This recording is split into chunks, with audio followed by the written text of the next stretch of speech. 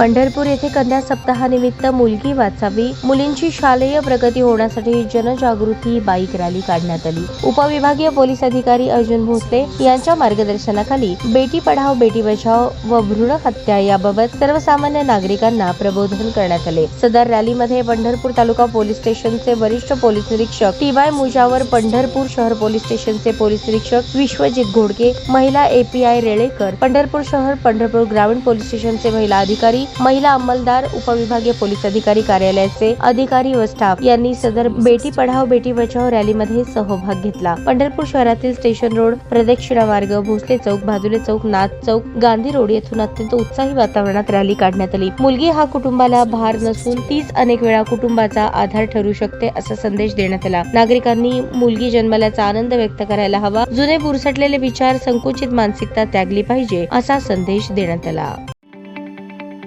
ताज्या बातम्या पाहण्यासाठी प्राईम महाराष्ट्र न्यूज चॅनलला सबस्क्राईब करा।